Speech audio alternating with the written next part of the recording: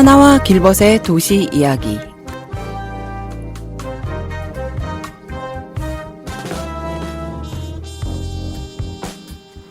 열두 개의 달로 이루어지는 한 해. 올해도 쉼없이 열심히 돌아 거의 다 돌고 한 바퀴를 돈 1년을 마무리할 차례였는데요. 딱 6일쯤 되었을까요? 24시간 곱하기 6 하면 144시간인데요. 144시간 동안 한 해를 마무리하는 지구의 궤적은 그만큼 움직였었을지 참 답답해 보이고 멈춰선 느낌의 시간이 흐르고 있습니다. 이 방송을 듣고 계신 모든 분들도 같은 심정이 아니었을까 짐작합니다. 녹음으로 준비된 이 방송이 전파를 타고 흘러나갈 일주일쯤 후에는 멈춰선 만큼이 모두 흘러 정상적인 한 해의 시계를 굴려나가고 있기를 바라며 오늘 방송 시작합니다. 시작과 함께 들으실 노래는 퀸의 Will Rock You, 경쾌한 노래죠. 이 음악을 들으면서 시작하도록 하겠습니다. 이 방송은 12월 9일에 녹음되었음을 알립니다.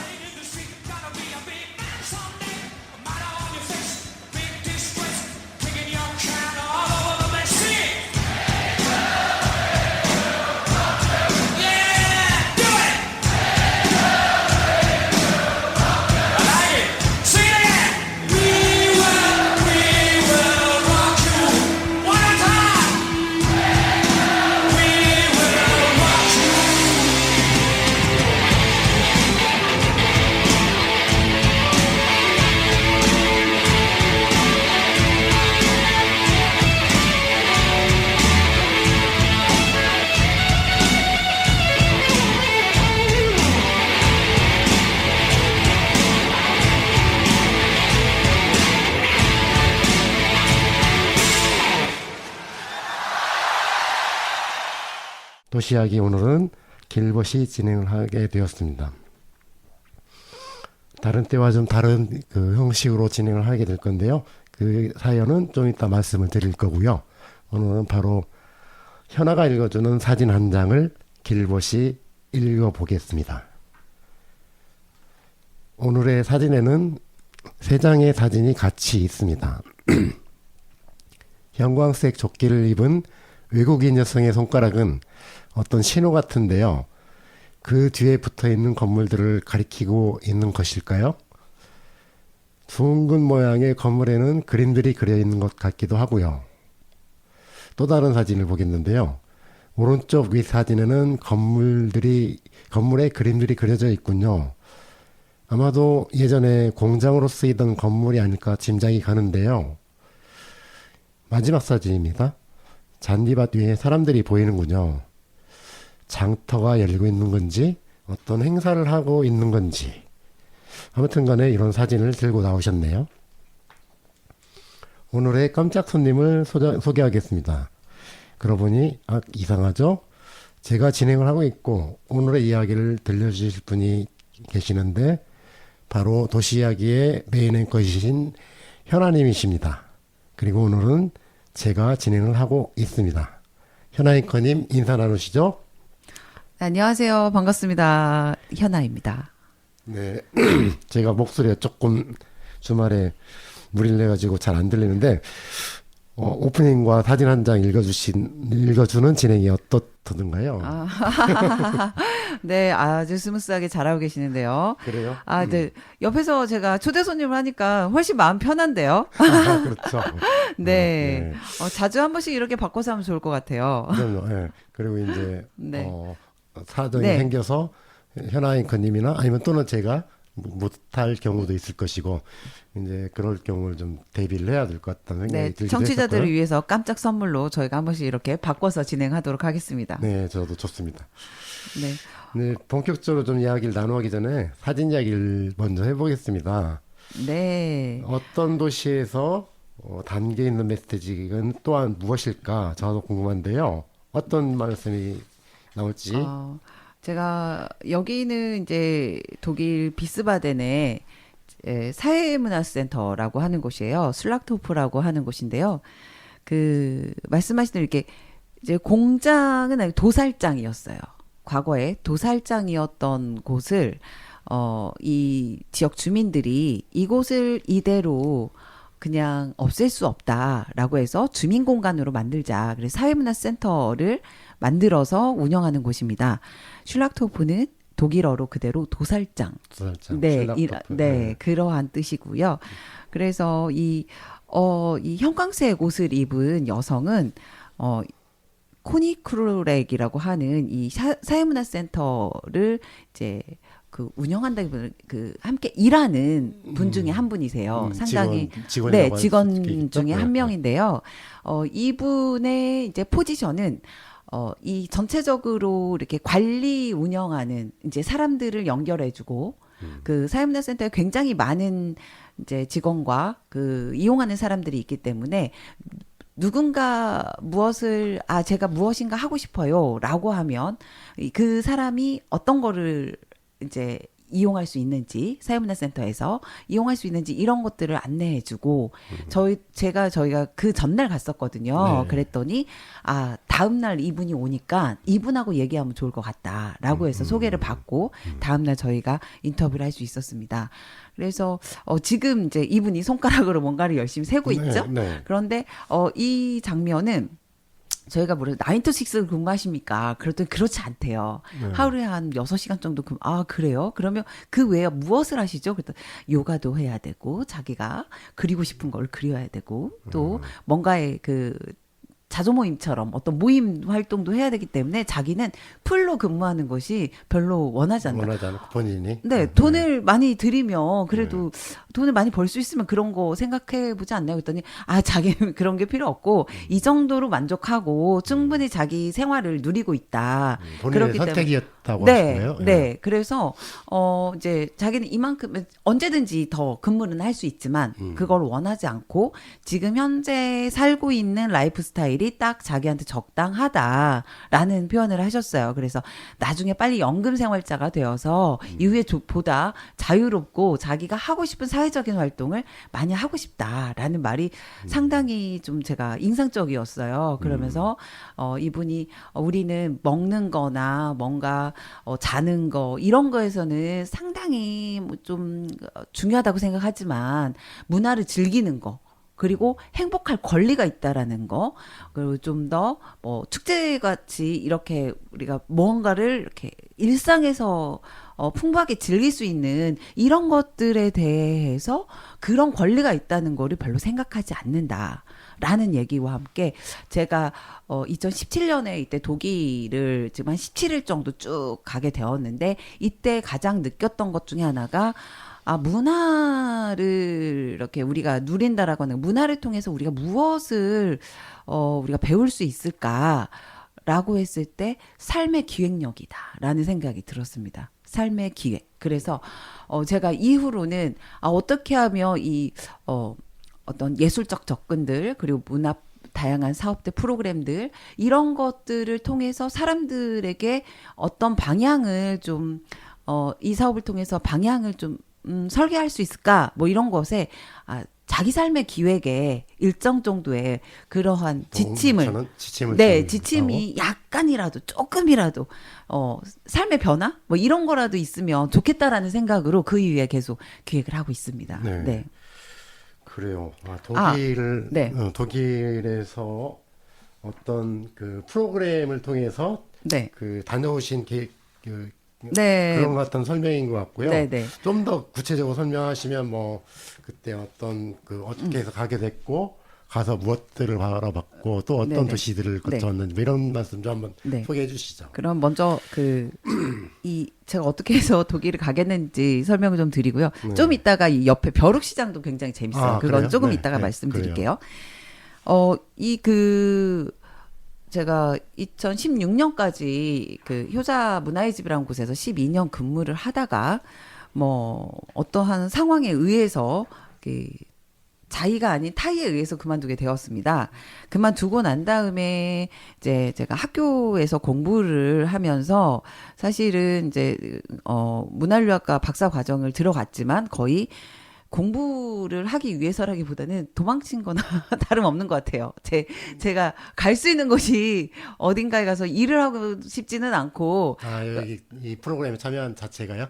아니요. 제가 그 당시의 상황이. 그때. 네. 2016년에 그만두고, 효자문화에 그만두고, 2017년에 대학을 입학을 했는데, 그래서 뭔가에, 이 새로운 환경? 이런 것들이 조금 필요로 했을 때였어요. 그래서, 좀 해외에 좀 나갔으면, 그 이전에는 근무를 해야 되기 때문에 365일 거의, 긴장 상태여서 어딘가 장기간에 갈 수 있는 상황이 아니었거든요. 그러다가 열심히 이제 여기저기를 찾아보다가 우연하게 한국문화예술교육진흥원에서 A 라운드라고 하는 그런 프로젝트가 있었는데요. 문화예술 교육에 대해서 해외의 다양한 사례를 보고, 그것을 한국에 다시 돌아와서 그거를 다른 문화예술 교육과 관련된 분들에게 이제 전파시키자라고 하는 약간 프로젝트였어요. 해외 지원하는 프로젝트죠. 그런데 이때 시점이, 그 이전에는 예술 강사들, 즉, 문화예술 활동을 보고 와서 문화예술 활동을 시연하는 그러한 2016년까지는 그랬다면 문화의 집에서 일하실 때 아니면 그러니까 그 전에 한국문화예술교육진흥원에서 하는 프로그램이 이 프로젝트가 A 라운드라고 하는 프로젝트였고요. 그랬을 때 2016년까지는 그런 예술 강사 중심의 실질적으로 어떤 프로그램을 실현할 수 있는 직접 진행하는 이런 위주의 프로젝트를 지원했다면 2017년부터 연구 영역이 생긴 거예요. 섹션이. 네네. 그래서 어떻게 해서 문화가 어떤 그러니까 좀 더 이론적 분석과 왜 이러한 부분들이 그곳에서 진행이 됐냐라고 하는 좀 더 그런 연구 파트가 이제 섹션이 만들어졌어요. 그래서 제가 이거 한번 해보자라고 해서 제가 독일을 전혀 모르고 독일을 모르고 독일을 잘 몰라요. 그래서 저랑 친한 언니를 꼬셔서 그 언니는 독일 유학을 갔다 와서 아주 독일어가 유창합니다. 그래서 그 언니와 함께 제가 같이 신청을 했고 굉장히 그 신청자가 많았습니다. 그 중에 저희가 한 4팀, 5팀이 선발이 됐어요. 공모를 통해서? 공모를 통해서. 선정되어서. 그래서, 저희가 이제 연구 섹션으로 해서 들어갔고요. 그 당시에, 2017년대가, 그때가 이제, 그 문재인 정부. 박근혜 정부 탄핵되고. 문재인 정부에, 들어오면서, 이 문화예술 교육에 대한 고민, 그러니까 문화예술의 전반에 대한 고민이 어떤 삶의 향유적인 접근이 아니라 접근성을 높이자 이런 것이 아니라 이제 삶 중심의 문화예술이라고 하는 게 화두였어요. 키워드가. 그래서 저는 이제 삶 중심의 문화예술 교육이라고 하는 거를 우리가 한번 보고 오자. 라고 하는 주제를 가지고 좀 거시적이었지만 그렇게 해서 갔던 거죠. 그래서 이제 독일에 처음에는 어디서부터 봐야 될지를 몰랐다가 제가 문화의 집에 근무를 하다 보니까 저는 좀 사회문화센터 중심으로 비슷한 형태. 네, 그렇죠. 문화의 집이 처음에 2000년도에 한국 사회에서 조성이 될 때 다양한 해외 사례를 봤는데 그 중에 하나가 독일의 사회문화센터였어요.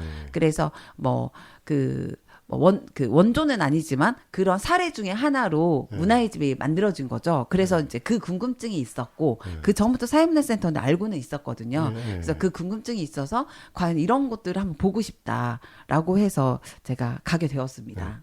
그럼 말 나온 김에 문화의 집에서 근무하셨고 좀 영감을 얻고자 하는 차원에서 사회문화 센터, 독일에서의 그런 것들을 좀 살펴보고자 했던 것 같은데 어떤 차이가 있는 것 같던가요? 우선은 항상 한국의 이제 다른 분야의 정책도 그렇지만 정책이 너무 빨라요. 뭔가 이렇게 딱 선언되고. 그러니까 사회문화센터는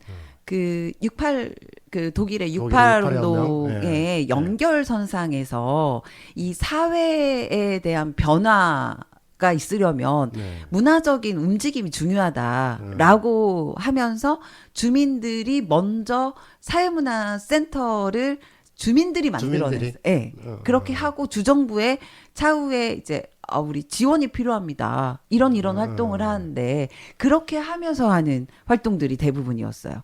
그런데 이제 한국의 경우는 먼저 문화 정책이 만들어지고 전국에 일률적으로 어떤 모델들이 그렇죠. 있고 그거를 네. 일률적으로 딱 네, 세팅하는 시군구마다 네, 그래서 뭐 그 지금 예를 들어 간판 디자인 이런 것들도 다 똑같이 실내 공간 조성들 공간이 뭐뭐가 필요해요. 비디오 부스, 컴퓨터 부스 예전에 청소년 문화의집이 거의 비슷한 모델이거든요. 그래서 그러한 세팅이 다 갖춰진 상태에서 전국에 똑같이 그거를 조성해 나가는 거죠. 그러니까 실제 그 지역에서 무엇을 필요로 하는지 그리고 주민들이 스스로 뭔가 진짜 우리가 이게 필요하다라고 해서 그런 의도나 이런 방향에 의해서 만들어졌기보다는 정부에서 문화 정책 중에서 문화 정책으로서는 문화의 집이라고 하는 게 그 당시에 굉장히 센세이션했죠.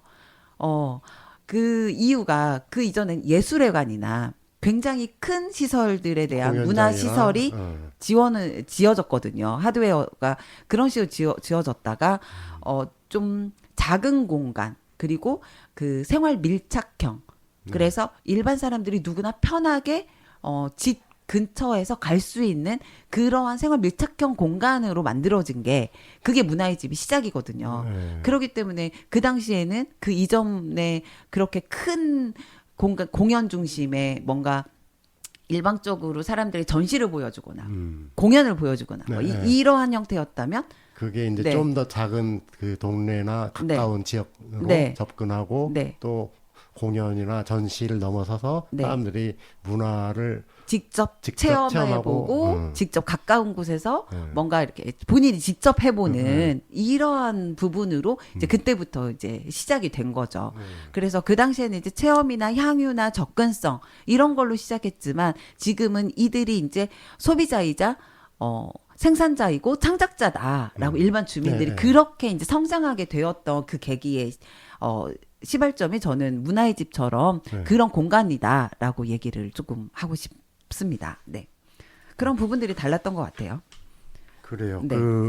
아까 제가 이제 문화에 대해서 좀 문외하니까 여쭤보고 싶은데 듣다 보니까 이를테면 문화적 그 사회 운동의 형태, 뭐 운동이라기보다 사회적 어떤 메커니즘으로서 문화의 역할 이런 것들이 중요성이 좀 강조되고 확인되면서 자발적으로 주민들에서 먼저 시작이 되고 정부가 그걸 지원하는 형태로 그 사회문화센터 이런 것들이 시작이 됐다 그런 말씀입니다. 다른 저희 이걸 다른 나라의 사례에서나 이런 걸 들어본 적이 없는 것 같은데.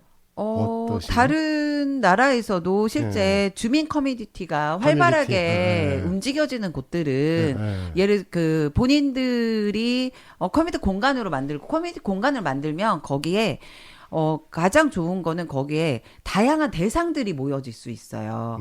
지금 한국에서는 그러니까 미리 세팅되어서 만들어진 것 중에 하나가 청소년 시설, 노인 시설, 장애인 시설 다 분류를 이렇게 나누잖아요. 그런데 이거는 복지적 접근이 아니라 주민 커뮤니티가 만들어지는 곳에서는 거기에서는 그게 복합적으로 지역의 고민들이 있기 때문에 그렇게 주민 커뮤니티가 만들어지면 실제 다양한 해외 사례에서도 주민 커뮤니티에 의해서 자기네들이 공간을 만들어내고 그것을 지원할 수 있는 근거나 이런 것들을 만들어내는 것들은 많은 사례가 있습니다. 네네. 이를테면 딱 그 예상되는 그 비슷한 형태들이 아니라 다양한 어떤 문화적 그 결과물도 나올 수도 있겠네요. 그렇죠. 그러니까 그 안에서는 물론 이제 크게 보면 그냥 주민 활동이다 이렇게 할 수 있지만 조금 전에 이제 벼룩시장을 제가 사진을 올렸는데 이제 그것에 제가 이제 이 벼룩시장을 왜 얘기하고 지금 한국에서도 한참 붐이 있어서 그 셀럽들 프리마켓에 셀럽들을 모셔서 프리마켓을 하는 경우가 매우 많잖아요. 지금 그것에 대해서 저는 상당히 많이 반대하는 편인데요. 그러니까 이 벼룩시장, 네. 그러니까 여기에서 이 슐락도프에서 이루어지는 벼룩시장은 1년, 저희가 이때가 9월에서 10월 정도 갔었는데 미리 다음 연도 계획이 나옵니다. 이때가 벼룩시장에 대한? 네. 이게 마지막쯤 됐었어요. 그래서 지원을 전혀 받지 않아요. 벼룩시장 운영을 하는데 그리고 얼핏 봐도 상당히 많아요. 몇백 명. 이때 사람이 적게 모인 거거든요. 네, 적게 모였다고 하고 한 달에 한 번씩 딱 정기적으로 이루어지는데요. 다 주민들이 참여하고 그러니까 1년 단위의 행사가 전년도 10월에는 다 이렇게 언제 이 다음에 행사를 합니다. 그래서 이 셀럽들은 컴퓨터 그 홈페이지를 통해서 그 신청을 하는 거예요. 그냥 본인들이 신청을 하고 뭐 어느 정도 몇 유로 정도를 내요. 몇 유로 정도를 내고 그리고 자기가 자판을 열어요. 자판을 열고 그 왔을 때 전혀 뭐 진행하는 사람들이 그냥 그 여기 코니크룰의 그 형광색 입으신 분이 이 전체 진행자였거든요. 전혀 신경을 안 써요. 그러니까 자기는 옆에서 놀고 있어요. DJ가 있는데. 거고, 네. 와서 주민들이 스스로 열고 거래하고 그렇죠. 미리 자리 추천해가지고 뭐 그 자기가 하겠다라고 하면 그 날짜에 본인이 가겠다라고 하고 신청을 해서 하는데 저는 이제 이런 형태가 우리 사회에 좀 더 많아져야 된다는 생각을 하는 거예요. 그러니까 지금은 이런 그 프리마켓이나 이런 게 지원금을 통해서 하다 보니까 미리 할 수가 없어요. 1년 전에. 1년 전에 미리 설계를 못하고 내년 지원금이 어떻게 될지 모르니까 2월달, 3월달 돼야지 보조금이 나오니까 미리 설계를 못하거든. 그러면 근데 여기는 전혀 그런 지원금 없이 주민들의 참여, 주민들이 오히려 돈을 내요. 여기 자기가 갖고 온 물건들을 다 팔 수 있으니까. 그리고 기금 마련을 하고 또 거기에 몇 프로는 어떤 그 공공의 목적을 위해서 기금을 하고 그렇게 하는 형태로 진행이 되는데 저는 좀 이런 형태가 우리 사회에서도 좀 많아져야 되지 않나. 네, 그래서 언젠가는 꼭 이 형태를 만들고 싶다는 생각도 하고 있습니다. 그러면 아까 셀럽 얘기도 하셨는데 셀럽 말고도 이제 제가 많이 다녀보진 않았지만 우리는 사람들이 잘 안 올 것 같으니까 뭔가 사람들이 오게끔 한다고 뭐 공연팀도 불러서 하기도 하고 뭐 그렇죠. 이렇게 좀 하잖아요. 그런 게 안 보이던가요, 여기서는? 여기 디제잉 하시는 분이 있었어요. 근데 그 디제잉 하신 분도 본인이 신청하신 거예요. 아, 자기가? 네, 본인이 신청해서. 와서 즐기는 거구나. 네, 그렇게 하면서 즐기서 노셨던 거고, 다른 때는 음식거리랑 이런 데도 오신대요. 그래서 그분들이 신청해서 오시는 거예요. 근데 우리가 이렇게 해서 이제 뭐 일정 정도의 참가비를 내고 오셔서 왜냐면 먹을 거리는 좀 있어야 되니까. 그런데 우리는 세팅을 하잖아요. 우리는 미리 공연이나 뭐 이런 걸 세팅을 해서 부스까지도 쫙 설치해주고. 그렇죠. 똑같이 일률적으로. 그런데 여기는 그 남녀노소 할 것 없이 굉장히 많은 이제 그 셀럽들이 오셔가지고 주민들이 이렇게 자판을 이렇게 다 버리는데 그 형태도 다양했어요. 완전히 바닥에 깔기도 하고 본인 테이블을 갖고 와서 테이블에다 세팅하기도 하고 하는 형태에서 그 잔디밭에서 자기가 필요한 만큼 준비하겠죠. 뭐 깔판이라든지. 네. 그런데 이제 어느 일정 정도 크기 이런 이제 뭐 몇 미터는 주어지는 거고, 위치 이렇게 지정하고 이런 건 사전에 좀 그 추첨을 통해서 하는 거고, 이제 오전부터 가서 봤는데 천천히 와서 조금씩 채워지더라고요. 누가 뭐라고 하지 않더라도 자연스럽게 판이 벌어지는 게 정말 그게 재미있었습니다. 거듭해서 하는 얘기지만 우리는 뭔가가 기획돼서 동원되고 뭐 이렇게 하는 관이 개입된 느낌이 항상 그러니까 의도성이 너무 강하다라는 생각하거든요. 그러니까 이 기획이라고 하는 건 항상 필요해요. 이것도 기획에 의해서 만들어진 거니까요. 기획은 항상 필요하지만 역할이 제한적이고 그 주체는 그걸 근데 어떤 기획이냐. 어떤 무엇을 원하는 기획이냐 했을 때 우리는 사람이 무조건 많이 와야 되고 뭔가의 그 방향이 예를 들어서 이 벼룩시장의 기획 방향과 의도는 제일 중요한 거는 요즘에 계속 얘기하는 뭐 기후위기 얘기하고 이렇게 하는데 실제 안 와받아잖아요. 이렇게. 네. 네, 내가 갖고 있는 거를 안 쓰니까 네. 나눠 쓰고 그 행위가 많이 이루어지는 게 핵심적인 부분인 것 같아요. 그러면 그게 잘 이루어지도록 만드는 거죠. 근데 우리는 행사를 할 때 보통 그렇게 진짜 이 벼룩시장의 형태기보다는 사람들이 무엇인가 구경할 거리, 와 계속, 그 손님으로 만드는. 네. 와서 주인이 돼가지고 네. 뭔가 네. 계속 뭐 자기 역할을 네. 하게끔 하는 게 아니라 보여주는 거죠. 네, 보여줄 보여주고 것을 준비해서 볼거리 뭐 이런 것들로 세팅되어지는 그거는 이제 보여주는 행사에 머무는 것이 이제 상당히 많다. 물론 좋은 공연이 있거나 이런 것들은 이제 감흥이 있고 이렇게 하기 때문에 이제 중요하지만 필요하죠. 때로는. 근데 그거는 좋은 공연을 보여줘야 하는 기획이 있을 때, 네. 그게 필요할 때 거기에 들어가야 되는 부분인 거고, 진짜 이런 벼룩시장에서의 가장 중요한 건 뭐냐.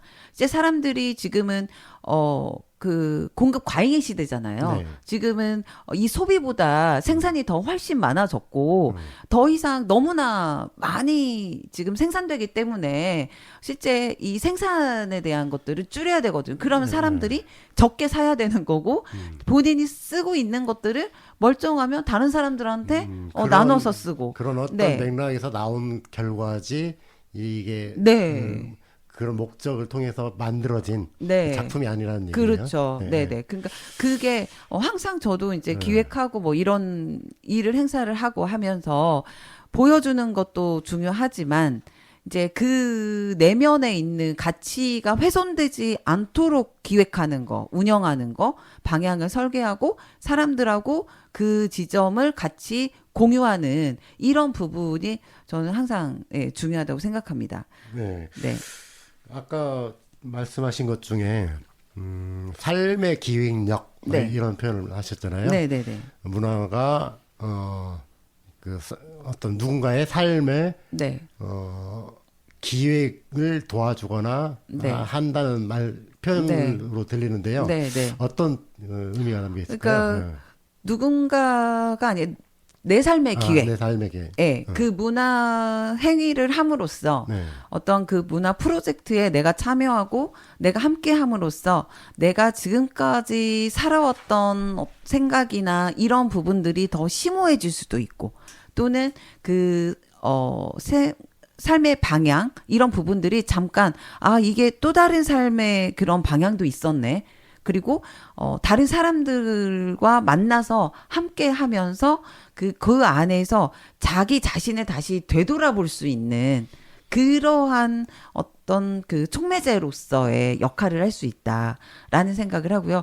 그리고 제일 중요한 거는 그 문화력이죠. 그러니까 문화적인 힘이 생겨야 되는데 문화적인 힘이 생겼을 때 내 삶을 기획할 수 있는 힘이 생기는. 그러니까 다른 사람을 따라가는 삶이 아니라 지금 뭐 그렇죠. 요즘에 저도 아이들을 키우는 입장에서 한국의 이 교육의 문제는 옆집 아줌마가 그 모든 교육을 좌우하고 있다라고 하는 것처럼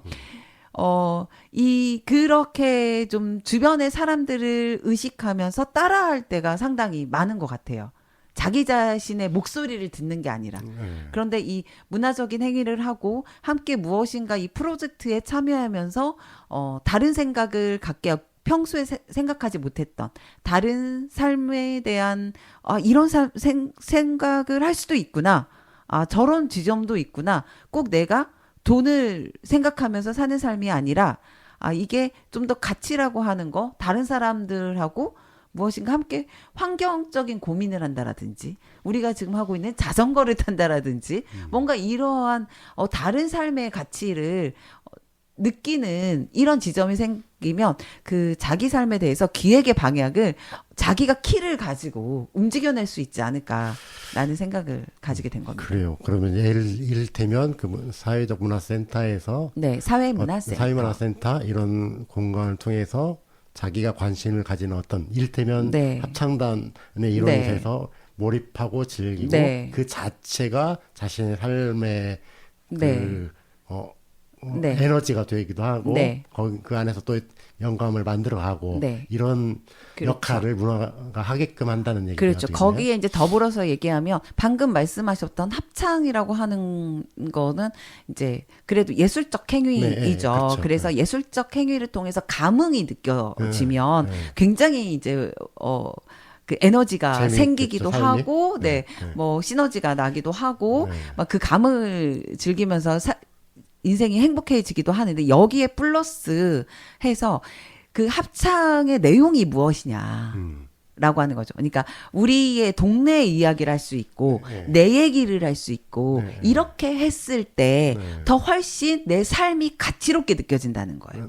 멋진 누군가 뭐 어떤 멋있는 성악가가 불렀던 노래를 따라하는 이런 것도 하나의 감흥을 느낄 수 있는 이런 부분이 될 수 있지만 우리가 이제 삶을 기획해낸다라고 하는 거는 거기에 플러스 내 얘기가 들어가고 내 주변에 있는 일반 사람들의 이야기 그리고 우리 주변의 환경에 대한 이야기 또는 전주에 대한 이야기 이런 걸 노래로 불렀을 때 그랬을 때 그 문화력이 생기고 삶의 기획에 대한 방향 이런 부분들이 좀 높아지지 않을까. 네, 그런 생각을 가집니다. 저도 이 이야기를 듣기 전까지는 네. 삶의 기획, 문화가 네네. 그 어떤 역할을 할지에 대해서 좀 몰랐는데 뭐 아시는 분일 텐데 최근에 자전거 즐겨 타기 네. 시작하신 그 임평규 회장님 같은 네, 경우 네. 지난번에 얘기를 나누다가 그 딸이었나 보다. 그 자녀들이 캐나다에 있어가지고 좀 다녀보면서 네. 느낀 게 그 말씀을 하시더라고요. 그러니까,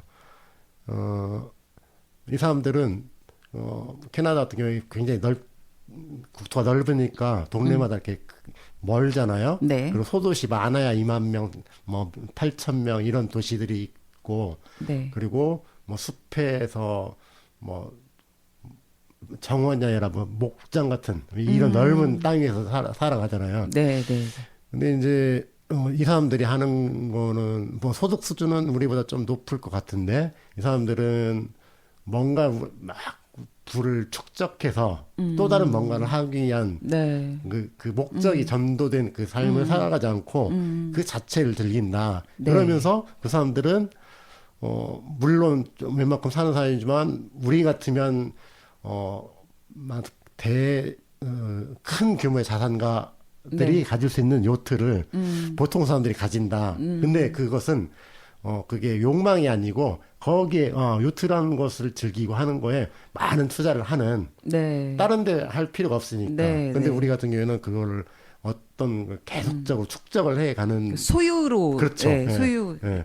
이런 거에 그 문화적 역할이 필요하다는 네. 생각이 들거든요. 근데 듣고 보니까 좀 그런 것들이 네, 그렇죠. 그래서 우리가 자꾸 이걸 벗어나지 못하고 있지 않나 이 그러니까 생각이 드는. 저는 이제 조금씩 변화가고 있다라고 그렇죠. 생각을 네, 네. 하는데, 네. 그러니까 예전에 이제 멸사봉공 네. 내에서 왠지 사는 죽이고 네. 공을 위하는 삶의 그런 형태의 이데올로기였죠. 네. 그 삶을 중심으로 살아왔다고 하면 네. 지금 멸공 봉사라고 하는 네. 그렇게 얘기하는 게 저는 그러니까 이 기점에 이제 달라졌다고 생각해요. 그렇죠. 전환이 예, 됐다고 예, 생각하는데 그 과거에는 이제 그 뭔가 사회의 움직임이나 이런 사회에 조금 더 봉사하고 이런 게 중요했다면 지금은 자기 삶의 목소리 그러니까 각각이 갖고 있는 자기의 존재 가치와 이런 것에 대한 고민과 그리고 개인이 잘 성장해야 우리가 있다라고 하는 과거에는 우리부터 살폈다고 하면 좀 개인 너무나 개인을 많이 죽였다라는 거예요. 그렇죠. 예, 개인의 어떤 생각이나 뭐 이런 것들을 얘기하지 못하게 하고 뭐 강요된 공동체. 네. 애들이 얘기하면 어른한테 뭐 말대답한다고 이게 싸가지 없다고 이런 식으로 먼저 얘기 나오고 이런 것들에 의해서 상당히 개인의 의견이나 이런 것들을 피력하지 못했다고 하면 지금은 좀 전환이 되어서 MZ세대라고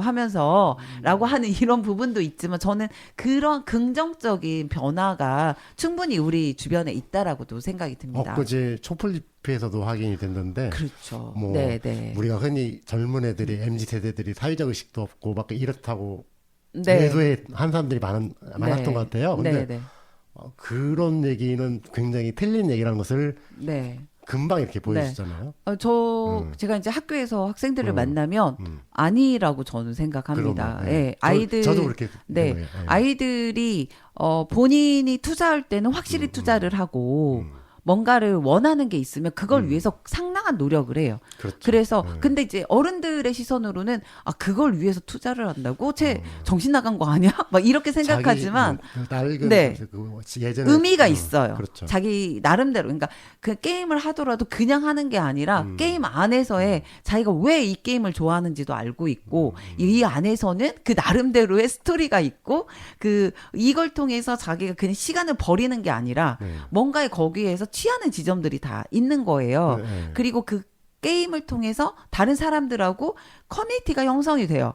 우리는 이제 오프라인으로 많이 만나는 세대라고 보면 이미 젊은 세대들은 다른 식의 커뮤니티 형성 방식이 이들에게는 매우 익숙하고 이렇게 하는 건데 우리가 그거를 모른다고 해서 젊은 사람들을 약간 폄하하는 이런 부분들이 확실히 있긴 했던 것 같아요. 얘기가 살짝 좀 먼나가긴 했지만 이 방송을 들으시는 60년대생, 70년대생 저와 비슷한 세대는 결코 우리의 그 후배 세대들을 무시하시면 안 될 것 같아요. 큰 코 다칩니다. 보여주고 있잖아요. 네, 그리고 이렇게 잘 얘기를 들어보면요, 젊은 친구들하고 그러니까. 얘기를 들어줘야 돼요. 자기 얘기 하려고 하지 않고 얘기를 천천히 많이 들어주면 그 아이들이 이제 처음부터 얘기하지는 않거든요. 한 두세 번 만나다 보면 천천히 자기 얘기를 할 때가 있어요. 그게 상당히 심도 있고 저희가 참 배울 점이 많다고 생각이 듭니다. 그래요. 그러면 이번에 원래 지금 하려고 하는 얘기 또 많이 있는데 노래 한 곡 들으면서 이야기 이어가도록 하겠습니다. 네. 이번 노래는 시국도 그렇지만 우리 많이 걱정하고 있잖아요. 근데 걱정 안 해도 된다고 하는 의미에서 응원하는 의미에서 이적이 부른 걱정 말아요 그대를 들려드리도록 하겠습니다.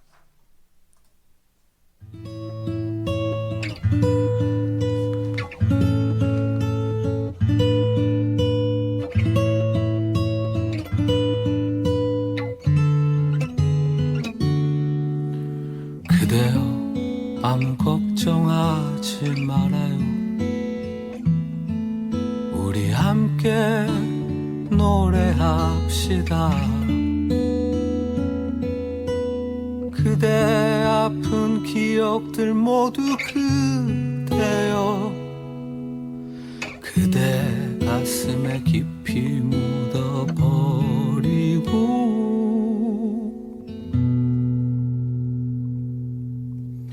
지나간 것은 지나간 대로 그런 의미가 있죠. 떠난 이에게 노래하세요. 후회 없이 사랑했노란 말해요.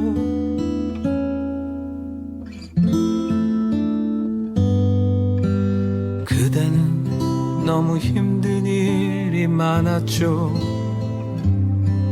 새로움을 잃어버렸죠. 그대 슬픈 얘기들 모두 그대여 그대 탓으로 훌훌 털어버리고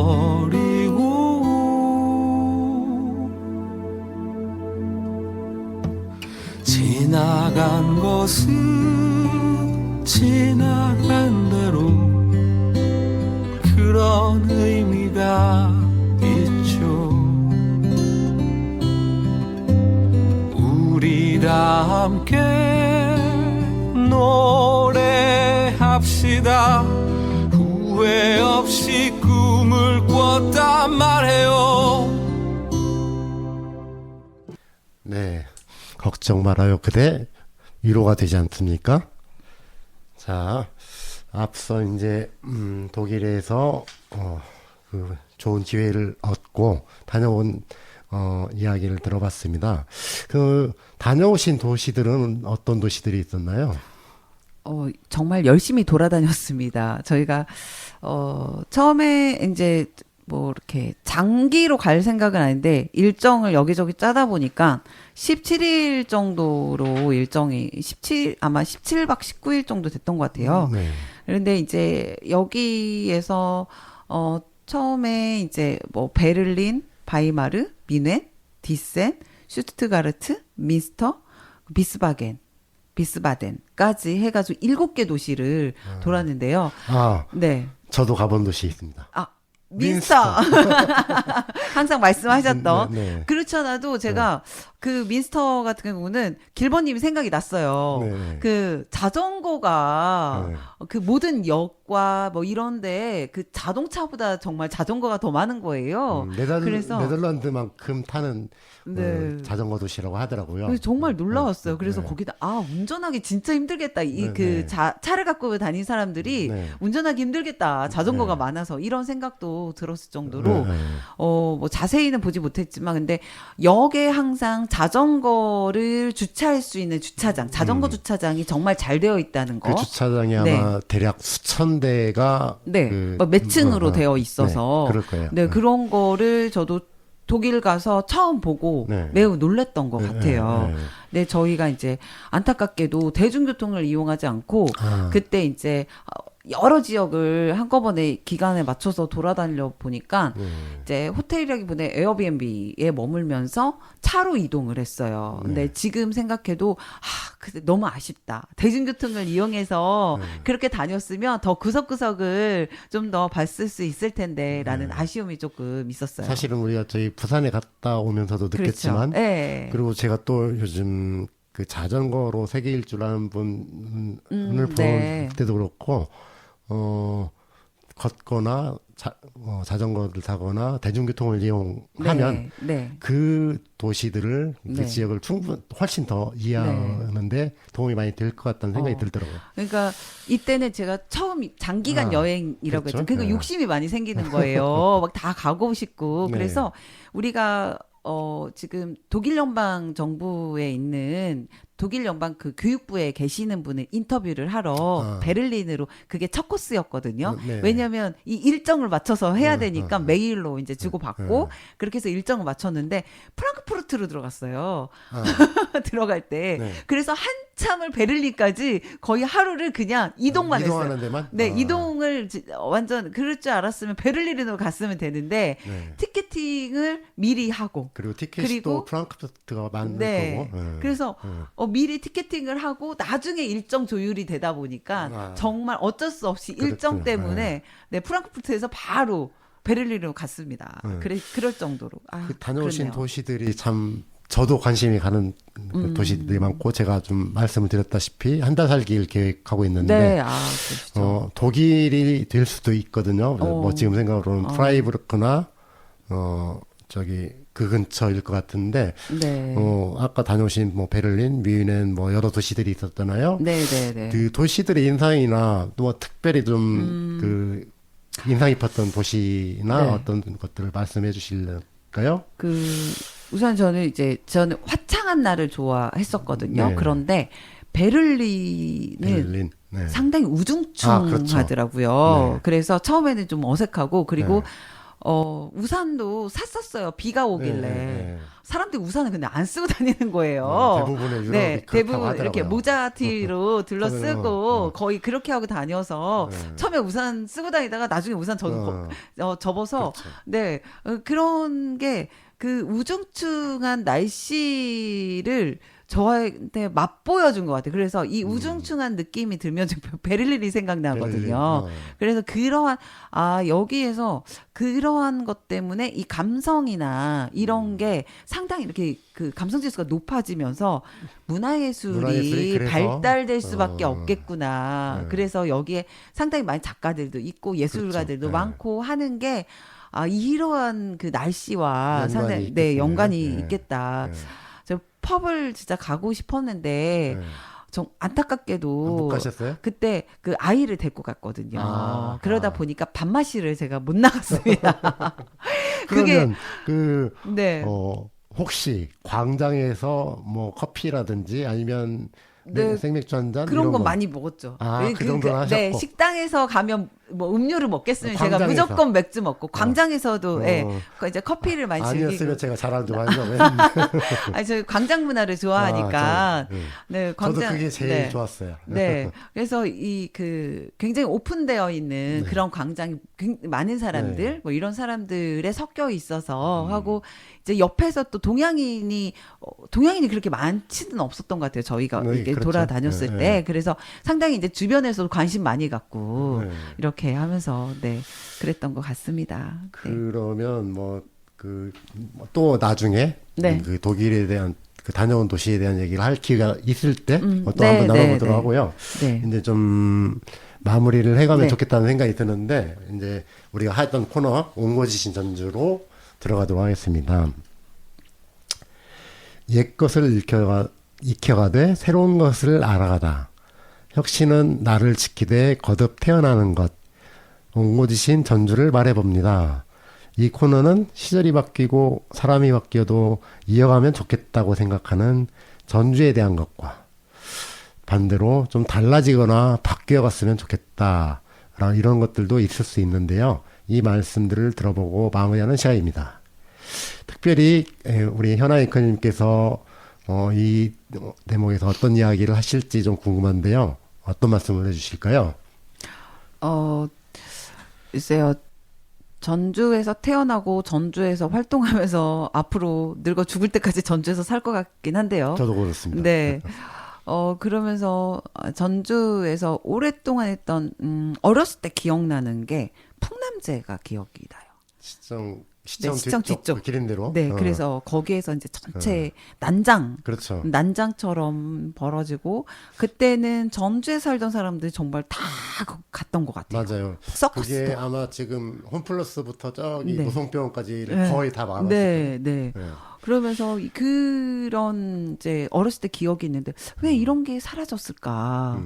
그러니까 그런 게 이제 뭐 전주뿐만이 아니라 다른 데도 다 그랬다가 아마 다 사라졌다가 그게 또 그 지역의 가치라고 하는 뭐 이런 것들을 지역 축제가 다시 활발해지면서 정부에서 축제를 지원을 해주면서 또 우후죽순으로 콘텐츠를 새롭게 만들어서 막 새로운 것들이 만들어졌다라는 거죠.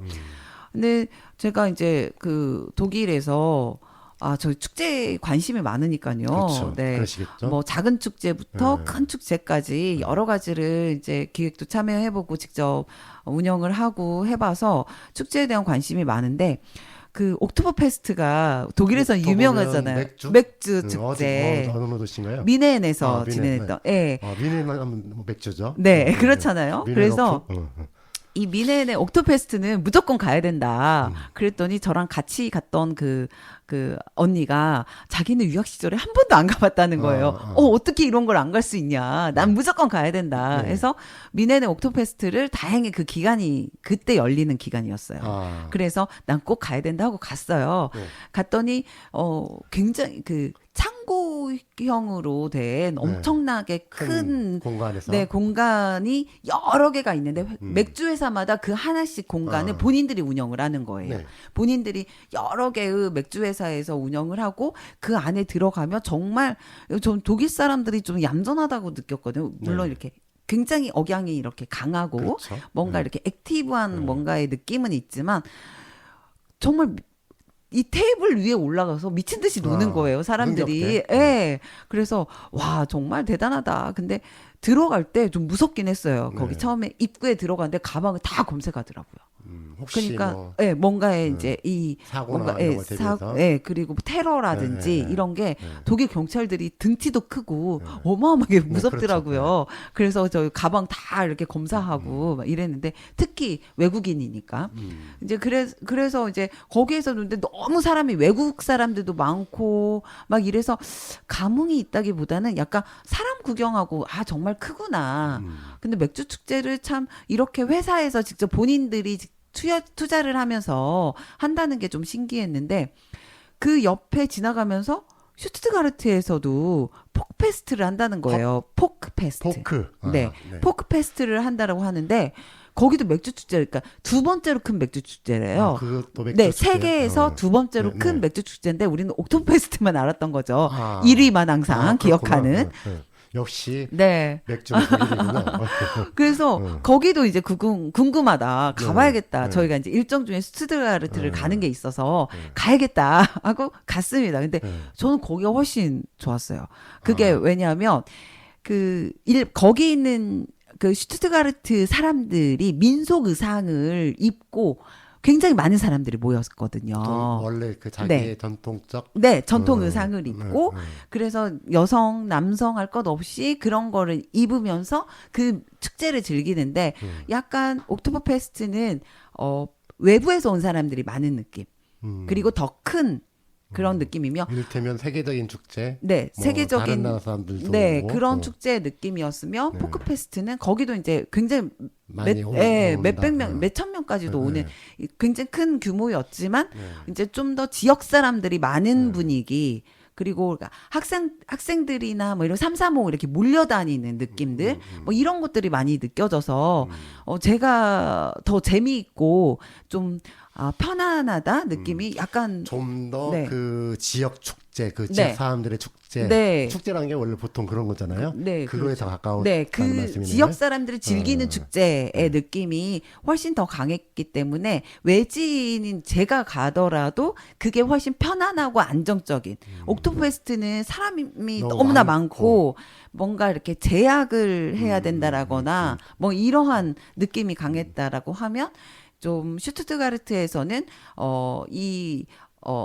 전통적인 놀이의 방식도 있었어요. 굉장히 뭐 몇백 년 이상 했다는 네. 미끄럼틀이 그 사람들에 의해서 이렇게 애들을 데리고 내려오는 뭐 이런 방식이 그런 것도 있었거든요. 있게. 그러니까 몇백 년 동안 해왔던 그 전통 놀이의 방식 이런 것들도 시연이 되었고 있었고 이런 것들이 상당히 이제 저한테는 그때 이제 느껴지면서 전주에는 왜 이런 축제가 다 사라졌지? 없었던 거는 아닌데. 그렇죠. 아까 네. 말씀하신 난장도 네. 오히려 그렇죠. 그런 네. 거에 가까울 네. 수 있는 건데. 네, 그러니까 뭐 비빔밥 축제라든지 그게 이제 발효식품 뭐 이렇게 하면서 엑스포 뭐 이런 것들도 있고 비빔밥 축제도 있고 이렇게 하는데 진짜 지역민들이 즐기는 축제 이런 것들이 무엇이 있을까 지금 없다고 생각하거든요.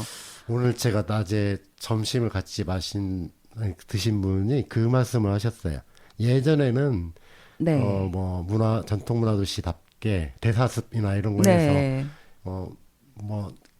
네. 공연을 하고 하면 엄청 많은 네. 사람들이 모여들었대요. 김영창들이 있고. 근데 지금 그게 다 사라지고 네. 이게 전통 문화 도시인가 이런 것들이 있잖아요. 네. 네. 법백을 같이 하는 것 같네요. 그러니까 이제 더 이상 사람들이 무엇인가 이제 축제가 이뤄지고 대사슴놀이가 만들어지고 했을 때 약간 그 소수의 리그의 느낌이 네. 있고 그냥 가는 사람들만 가고 이렇게 하는 그러니까 축제라고 하는 거는 분명히 카니발적인 요소도 무시 못 하거든요. 네. 그러니까 일상에서 벗어나서 무엇인가 재미적인 부분들이 있어줘야 되는 모두 축제가. 나와서 좀 즐기고 네. 이렇게 같이 치르는 네. 이런, 그러니까 그 나름대로의 역할도 있어야 돼요. 그렇죠. 네. 주민들이 그러니까 가서 그냥 구경하는 구경뿐이 아니라 네. 무엇인 가서 음식을 만들든지 가서 무엇인가를 뭐 한다든지 하다못해 가장인들이라도 누군가 다 네. 역할을 해서 그렇죠. 와서 네. 모두가 만들어내는 네. 그게 중요하겠죠. 네. 그런데 이제 과거에는 그런 것들이 해왔다가 그게 이제 모르겠어요. 왜 어떤 이유에 없어졌는지는 모르겠지만 축제가 전체적으로 전국적으로 싹 사라졌다가 네. 다시 세팅해가지고 재세팅해서 만들어냈는데 그러한 것이 안타까운 거죠. 그러면 이미 벌어진 이상 어떻게 할 거냐라고 생각했을 때 정말 작은 축제라도 주민들이 스스로 뭔가를 함께하는 뭔가 전주에 걸맞는 정통성이나 뭔가의 그런 의미가 있다라고 하면 이게 잘 만들어지도록 행정이 주도하지 말고 좀 뒤로 물러서서 옆에 뒷받침해주고. 이제 필요하다고 하는 부분만 뭐 앞에서 제가 사회문화센터 얘기했던 부분하고도 그렇죠. 또 연결되는 것 같아요. 네.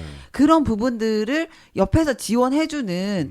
근데 제가 이제 여러 가지 행정하고 같이 일을 하고 하면서 느꼈던 것 중에 하나가 행정에서 예산이 만약 1억 정도가 투여돼서 하잖아요. 네. 영원 예산이 드는 것과 1억 예산이 드는 것이 있으면 1억이 너무 크다. 1,000만 원 예산과 영원 예산 100만 원 예산이 있었어요. 그러면 1,000만 원 예산은 관심을 많이 갖는데 100만 원이나 예산이 안 들어간 거는 관심을 안 가져요.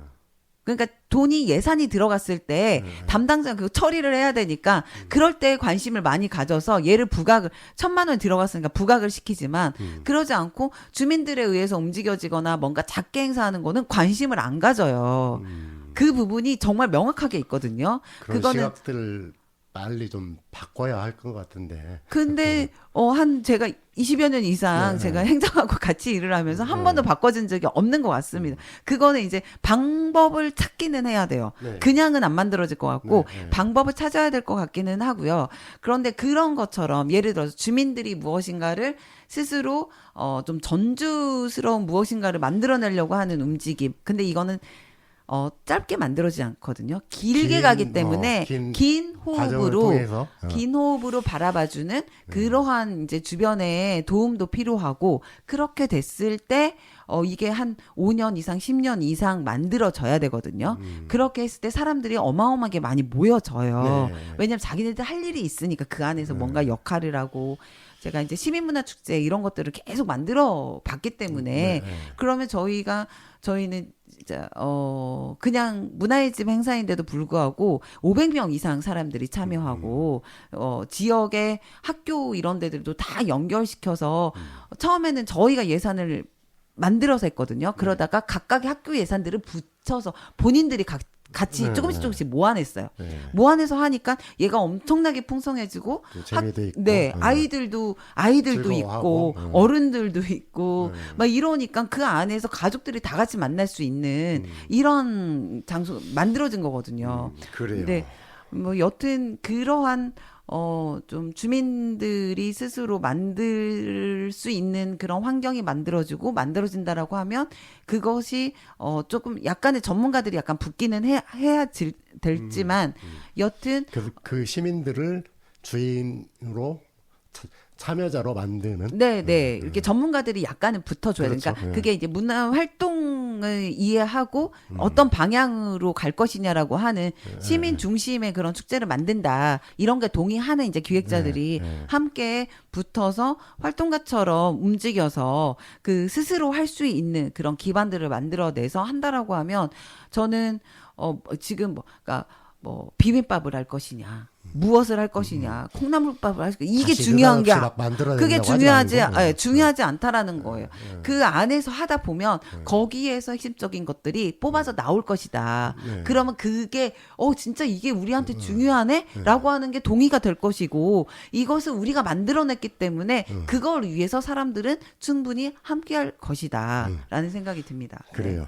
지금 8년 전과 비교해 왜 사람들이 적게 나오는가라고 궁금해하고 분석하는 사람들도 많았었는데요. 앵커는 마침내 지난주 토요일과 같은 장면들이 펼쳐질 것으로 예측하고 있었습니다. 위기지만 기회로 만들어가는 역동성, 외국의 많은 사람들이 부러워하는 우리 사회의 저력 중 하나라고 생각하는데요. 국민의 힘으로 지금의 국면이 잘 정리되어 나갈 것으로 믿습니다. 도시 이야기도 이와 같을 것이라 여깁니다. 시민들이 본격적으로 이야기를 쏟아낼 때 비로소 도시의 변화가 이루어질 것이라고 생각하는 거죠. 도시 이야기가 앞에서 그 길을 열어가겠습니다.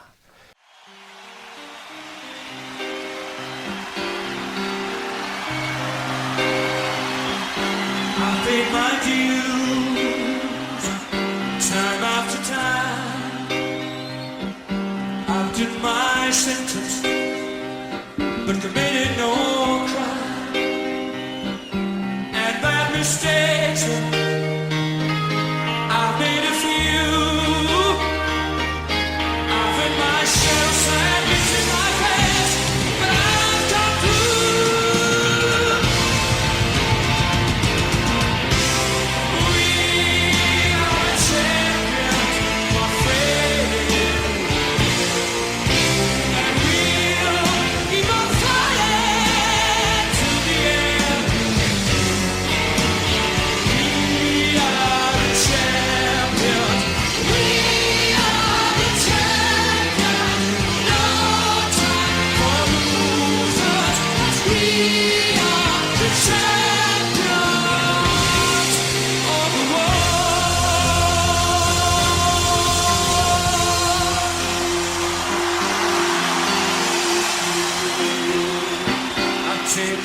bows in my curtain calls.